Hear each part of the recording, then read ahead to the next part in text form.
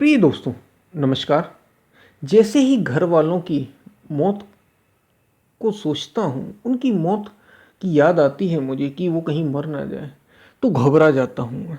बताओ मैं क्या करूँ? ये एक मित्र का प्रश्न है जो उन्होंने पूछा है। ये बड़े काम का है। ये हमारे इससे हम सभी लोगों के बहुत से डाउट क्लियर होंगे, बहुत सी शंकाएं दूर होंगी। तो इसी पर हम वीडियो में बात करेंगे। उससे पहले अगर आप चैनल पर नए हैं तो सब्सक्राइब भी करें। वीडियो को पूरा सुनेंगे तो आप इसका अधिक से अधिक लाभ ले पाएंगे। पसंद आए तो शेयर ज़रूर करें, वीडियो को शेयर करना ना भूलें यदि आपको पसंद आता है। तो हम चलते हैं अपनी वीडियो की तरफ।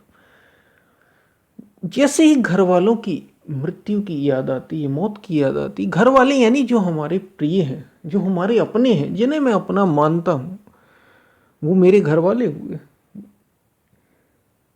वो मित्र हों, रिश्तेदार हों, कोई भी, उनकी जैसे ही मृत्यु की याद आती है कि वो कहीं मर ना जाए, उनका कुछ कहीं हो ना जाए, तो मैं घबरा जाता हूँ। तो मैं करूँ क्या इससे? इस समस्या से मैं निपटूं कैसे? इस डर से मैं बाहर निकलूं कैसे? इसी इसी पर हम बात कर रहे हैं।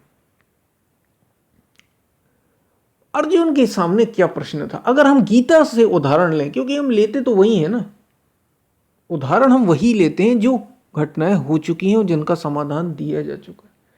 अर्जुन के सामने यही ठीक प्रश्न था।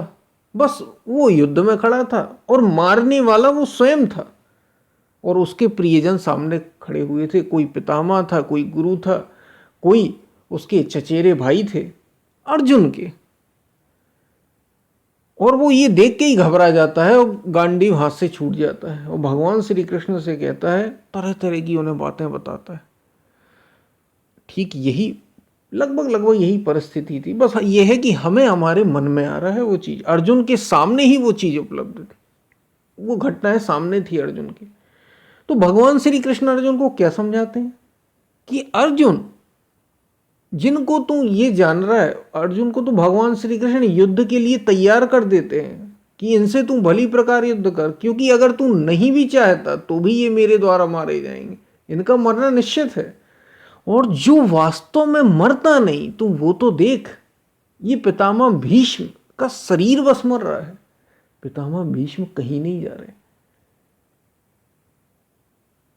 पितामह भीष्म तो हमेशा है, मार के दिखाया जाता है, अगर आपने सीरियलों में देखा हो तो शरीर बस जा रहा है। पितामह भीष्म जो वास्तव में है व्यक्ति, वो तो है ही। तो जब हमें अपने घर वालों की याद आए कि वे कहीं मर ना जाए, उनका कहीं कुछ हो ना जाए, और मैं इससे डर जाऊं, तो याद रखना ये केवल और केवल आपके मन की दुर्बलता है। ये दुर्बलताएं हैं अपने मन की, मन की दुर्बलता है, कमजोरी है ये मन की। क्यों? क्योंकि अभी वो मरे नहीं, जब मरेंगे तब मरेंगे, आप उसमें कुछ कर सकते भी नहीं। कोई मर जाएगा, आप क्या कर लेंगे बताइए? वो मरने ही वाला है, आप क्या लेंगे? आप ज्यादा से ज्यादा आप मदद कर सकते हैं, सहायता कर सकते हैं, आपके परिवार भी होगा, मित्र, भाई, पति, पत्नी, बच्चे, जो भी हों। क्या करेंगे आप? सहायता कर सकते हैं, मदद कर सकते हैं, और कुछ कर सकते हैं क्या? जितना आप कर सकते हैं उतना करिए, और जब जो होना है वो तो होना ही है। देखिए, ये बातें कहने सुनने में बड़ी आसान सी लग रही हैं, निश्चित रूप से ये सत्य है, इसमें कोई संदेह भी नहीं कि दुख होता है, डर लगता है, और जब ऐसी घटनाएं याद आती हैं तो दुख होता है, ये निश्चित रूप से। लेकिन इसी को तो आपको संभालना सीखना है ना। अगर आपको गीता की तरह जीना है, जो जो गीता में भगवान श्री कृष्ण कह रहे हैं, कृष्ण की तरह जीना है, राम की तरह जीना है, तो फिर यही रास्ता है। समझना होगा, अपने मन को समझाना होगा। और याद रखिए, ये आपकी, मैंने पहले ही बताया, ये मन की कमजोरी है। भगवान श्री कृष्ण भी अर्जुन से यही कह रहे हैं, ये मन की कमजोरी है, आपका मन कमजोर। इसलिए महापुरुषों ने एक बात और कही, वर्तमान में जियो। अगर तुम वर्तमान में जीने लग जाओगे तो तुम जीवन का सूत्र पकड़ ले जाओगे, क्योंकि मन जीता ही भविष्य की योजनाओं में है, भविष्य की चिंताओं में है, या फिर भूतकाल में जो बीत गया है ना, पास्ट में, उसकी यादों में खोया रहता है मन। अब जैसे ये मृत्यु की बात आई तो क्या है, अभी हुई नहीं, अभी हो रही नहीं, जब होगी तब होगी। लेकिन याद आ गई मन में, उसकी चिंता हो गई, तो आप कहाँ चले गए, फ्यूचर में चले गए। और आप अभी क्या कर रहे हैं, अभी आप प्रेजेंट में। तो आप ये जो वर्तमान में अभी आप जो जी रहे हैं, उस जीवन को भी खराब कर रहे हैं, उसका आनंद भी बेकार जाने दे रहे हैं, वो पल भी आपके चले जा रहे हैं, क्योंकि आप किस में जीने लगे, फ्यूचर में, भविष्य में। और यही माया है, और कुछ माया नहीं, यही, इसी से तो छुटकारा पाना है, मन से मुक्त होना है हमें, मन से हमें मुक्त होना है। और मन होता ही तब है जब आप पास्ट या फ्यूचर में हो, भूतकाल या भविष्य की चिंता में, तभी मन होता है। आप अगर इस पल होंगे तो केवल और केवल आप होंगे। और ये इसलिए कहा मन को शुद्ध करो, अंतःकरण को शुद्ध करो। शुद्ध करने का मतलब और कुछ नहीं है, शुद्ध करने का मतलब ये जो यादें हैं, ये जो चिंताएं हैं, ये जो बार बार मन का पास्ट या फ्यूचर में उलझ जाना है, इनसे मुक्त कर लो अपने मन को। बार बार बीती हुई या आगे आने वाली चिंता में डूब जाना, इनसे मन को मुक्त कर लो, बस यही शुद्ध करना है मन को। और मन की शुद्धि होते ही आप सत्य में, परमात्मा में स्थित हो जाते हैं। यानी परमात्मा में या सत्य में स्थित होने का मतलब यह है कि अब आप पर मन कोई प्रभाव नहीं डालता, आप आत्मस्थ हो गए, आप विचारों के प्रभाव में नहीं आते। अब कोई विचार आप पर प्रभाव नहीं डाल पाते। बड़े मजे की बात है, जिनका मन कमजोर होता है, यानी यादों में स्वाभाविक रूप से सभी का मन जाता है। अगर आपको ये मृत्यु की चिंता ना भी होगी ना, ये मन बड़ा विचित्र है। मृत्यु की चिंता, जैसे ये जो हमारे मित्र हैं, इनने मृत्यु की चिंता का पूछा, सबको होती है, याद जिसके मन में जो आ जाए। लेकिन अगर मृत्यु की चिंता नहीं होगी तो कुछ और चिंता आ जाएगी। पता है आपको, मन का खेल ही ये है, तुम्हें किसी न किसी चीज में उलझाए रखना और समय पास करते चले जाना। समय निकाल रहा है मन, बस उलझा उलझा के। और यही कारण है फिर पुनरपि जननम पुनरपि मरणम पुनरपि जननी जठरे शयनम, फिर जन्म फिर मृत्यु। अगर आपको अपने प्रियजनों की मृत्यु याद आ रही है, उससे डर लग रहा है। अब जिसको ये नहीं होता, क्योंकि सब एक से नहीं होते, सब मनुष्य, ये आपके अपने संस्कारों पर होता है कि आपका कौन सा संस्कार आप पर हावी हो रहा है, किस समय और कौन सा संस्कार। यही कोई व्यक्ति जो काम वासना से पीड़ित हो, यानी जिसके अंदर काम वासना के संस्कार हों, उसे ये याद नहीं आएगी, उसे मरने वरने की याद ही नहीं आएगी किसी के, ना परिवारजनों के मरने की, ना किसी के। उसे अगर कोई लड़का होगा तो उसे लड़की दिखाई देगी, कोई लड़की होगी तो उसे लड़का दिखाई देगा। उसे ये संस्कार परेशान करे, क्योंकि बहुत से लोग काम वासना से ही पीड़ित हैं। उन्हें और नहीं आता, उन्हें कुछ नहीं आता, ना उन्हें घर वालों के मरने की चिंता होती है, ना अपने मरने की चिंता होती, उन्हें ये परेशान कर रहा है। कुछ नहीं है, खाली बैठे हैं, लड़की है भी नहीं तो लड़की के सपने देख रहे हैं, उसकी कल्पनाएं बना रहे हैं। ये कौन बना रहा है, उनका मन तैयार कर रहा है। क्यों, क्योंकि संस्कार भीतर बैठा है। अगर लड़की है तो उसे लड़के के सपने आ रहे हैं। ये काम वासना के हाल है।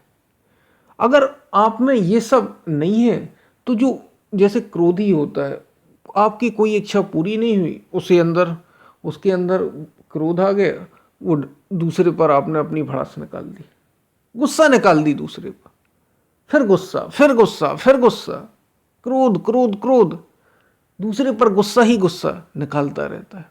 थोड़ी थोड़ी बात पर डांटता रहता है, थोड़ी थोड़ी बात पर गलती समझ में आती रहती है लोगों।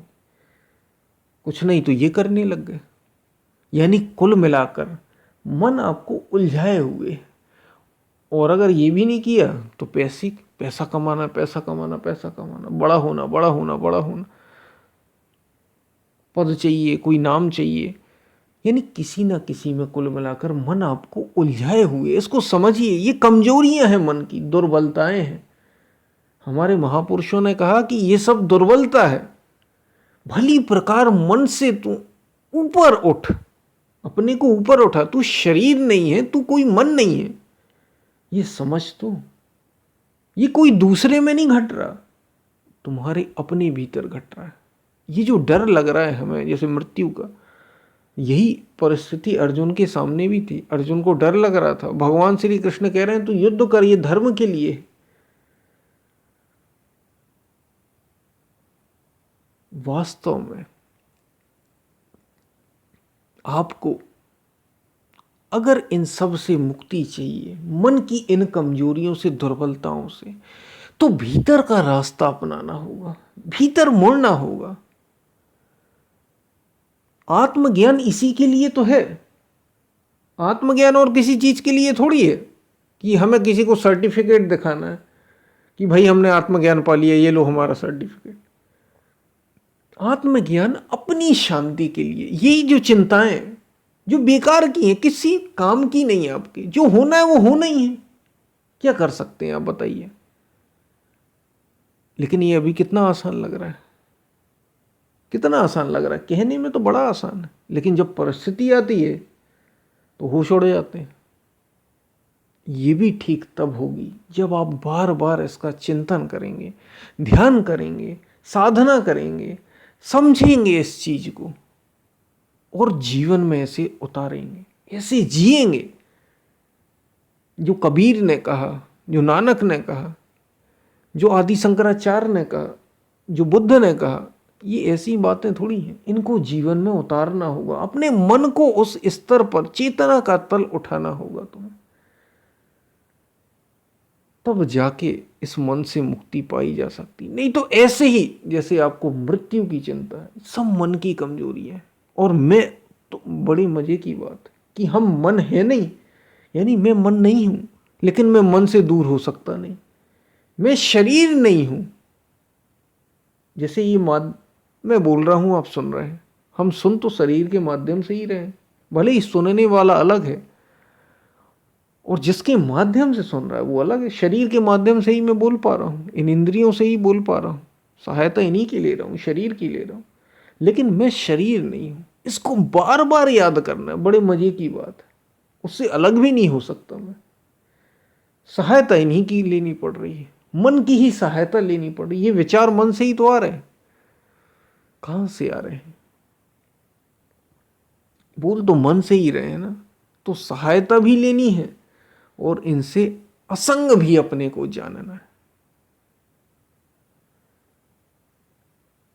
और ऐसा जाने बिना कि मैं शरीर नहीं हूं, मैं मन नहीं हूं, मैं इंद्रियां नहीं हूं, मैं बुद्धि नहीं हूं, मैं तो जो हूं सो हूं। आत्मा, भगवान श्री कृष्ण शब्द देते हैं, अर्जुन तू स्वयं को आत्मा जान, तू इन सबका स्वामी जान।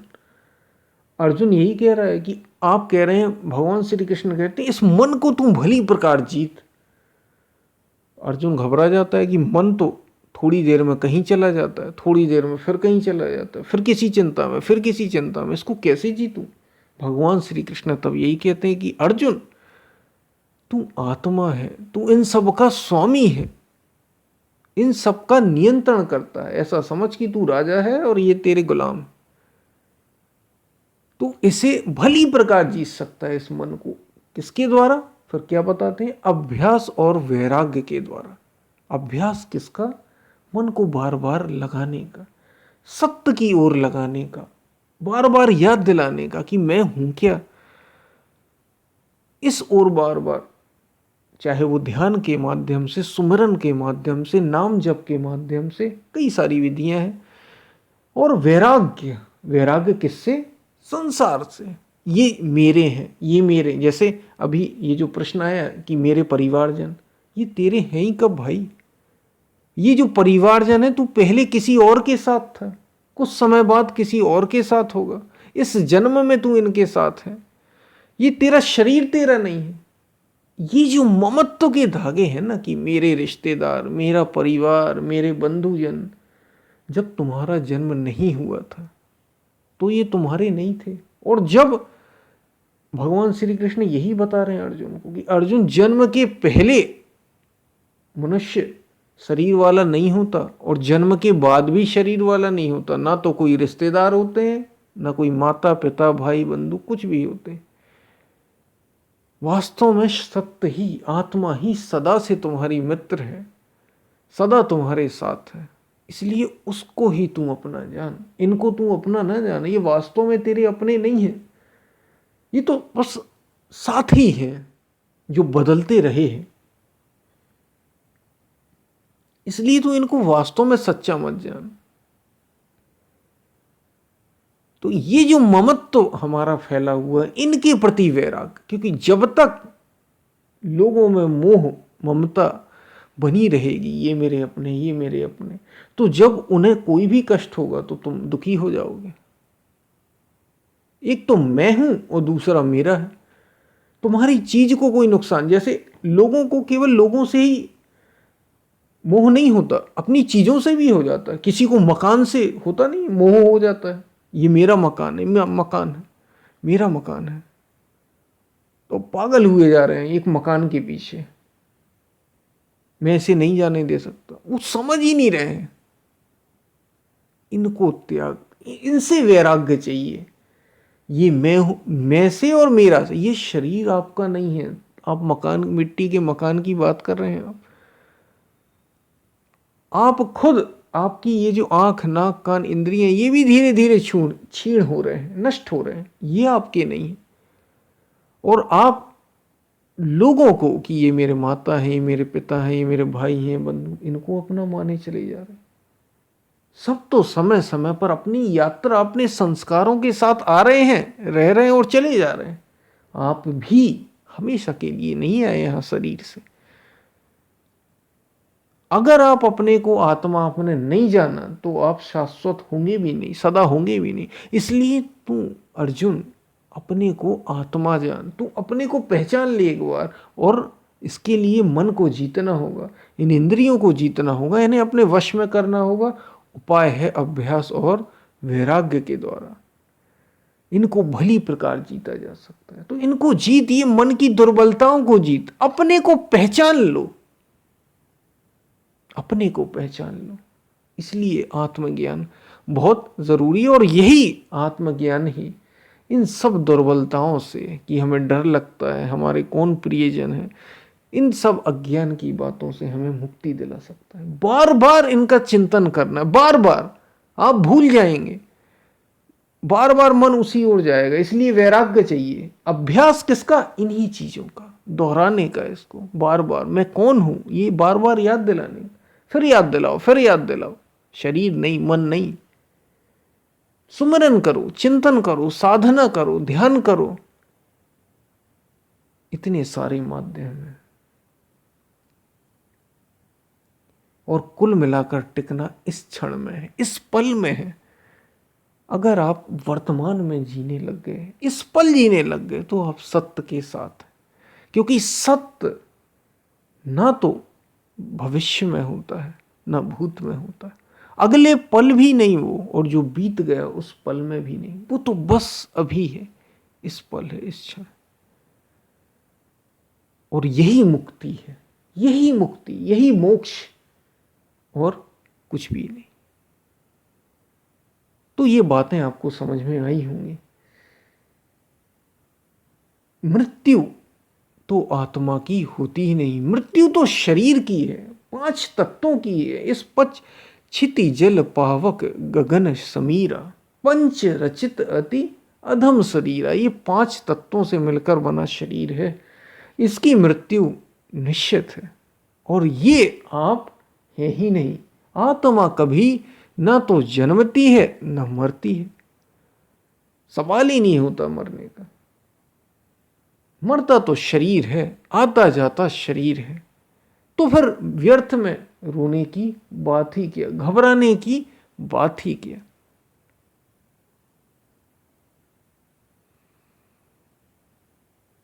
तो ये बातें आपको समझ में आई होंगी। निश्चित रूप से कुछ ना कुछ तो लाभ मिलेगा ही। कोई प्रश्न और हो तो ज़रूर पूछें, हम फिर मिलते हैं। तब तक के लिए धन्यवाद।